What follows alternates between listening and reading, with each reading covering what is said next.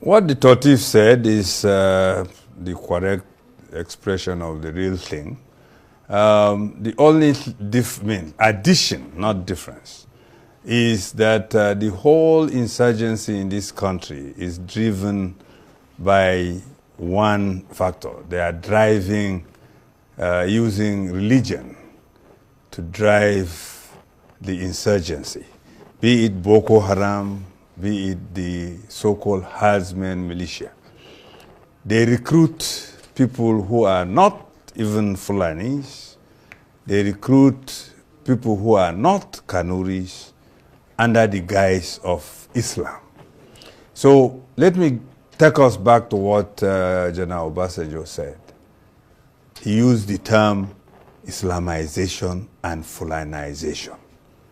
So using that as a background to drive what they are driving, we find accomplices within the military, that is within the security forces and other sectors of the Nigerian economy and polity who assist at ensuring that these things are carried out. Let me give you an example. Before the Yelwata thing happened, the sad, barbarous attack on the people, the peace-loving people in Yelwata, I had on the 27th of last month a security alert sent to me by somebody that the Fulani were planning to attack Yelwata.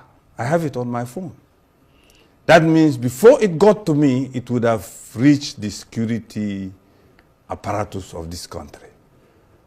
Unfortunately, when you see a government where deliberately, Mr. President, irrespective of my appreciation of his visit to Benue, whether it achieves some objective or not, at least it's better than that of the former president.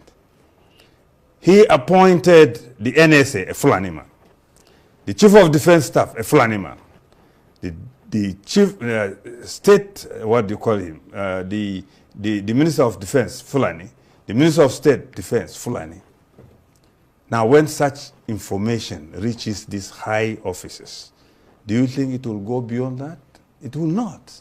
But those are just allegations. It is not issue, whether it is an allegation, a security report.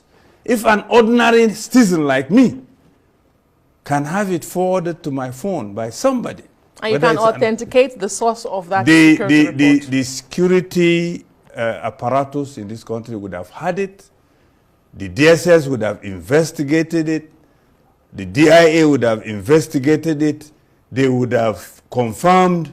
But when the people at the top are people who belong to those ethnic nationalities being under consideration or under probe, then what would become of it? Nothing.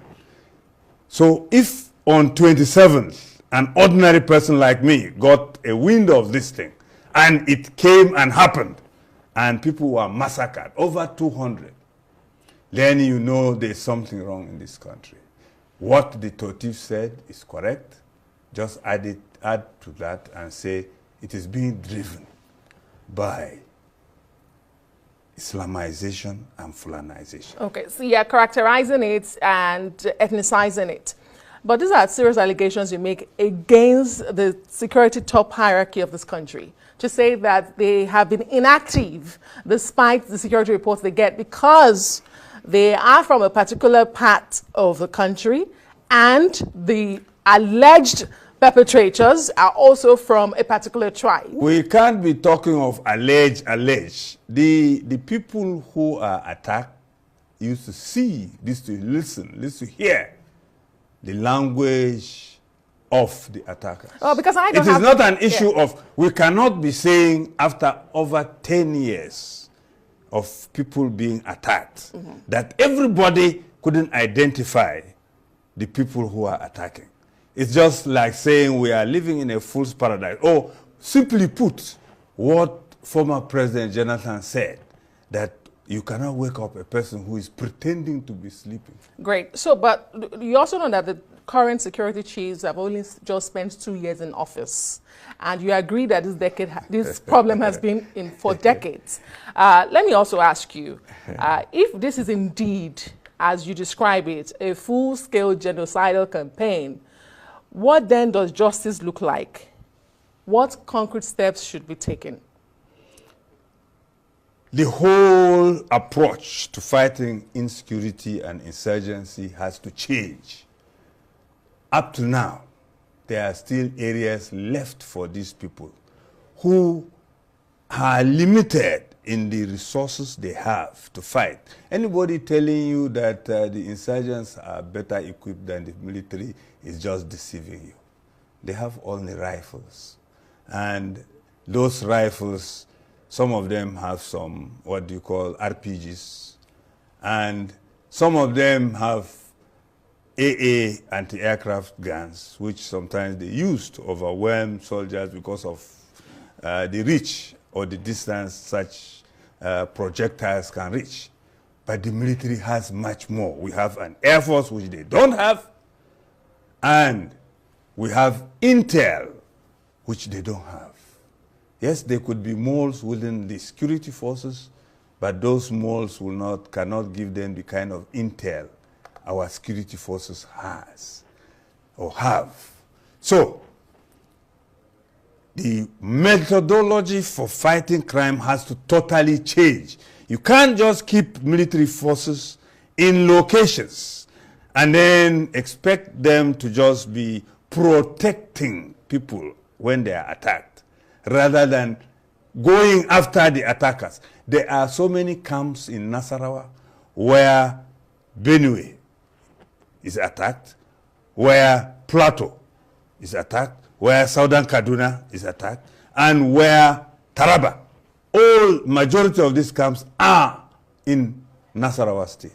The military know where they are, the security forces know where they are, rather than waiting for these people to attack. They are supposed to go and clean them up. Up to today, as we are talking, we are here. This evening before I came here, Goza was under attack. Are you saying that the military, the security forces don't know where the attackers were before they came to attack Goza? As we are talking, Damboa to Biu has been left completely for Boko Haram. Are we saying the military don't know where the attackers are, where the Boko Haram is located? So the security forces have always known where the perpetrators of this evil stay. Lately, just some few days ago, there was a meeting between insurgents and some security forces, and the security forces accompanied them. It was videos and it was trending. So the issue in Nigeria is, I don't know if we have a system or a real government in place that has responsibility as defined by the Constitution. That is to say, governance is in place for security and welfare of the people. I don't think that applies in this country. But you do know that every trending video is not factual. I just have. I do know that. I do know strongly that many things are cooked up. Yes. Because in this day and age, you can use AI to generate anything. And the military has been warning about that. Yes, about misinformation and misleading videos. But the truth is, you cannot have a meeting and then it will slip without being known. How do you react to reactions from the military who say the community sometimes give information to the perpetrators? That is correct. And cohorts with the perpetrators. That is correct. Against their own people. Yes, that is correct. So how do you deal with situations like that? Yes, that is correct. If someone within the community feels that, yes, he is pro-jihad, he wouldn't mind supporting these people if they deceive him that what they are doing is a jihad. So it is true we have informants, we have collaborators in the communities.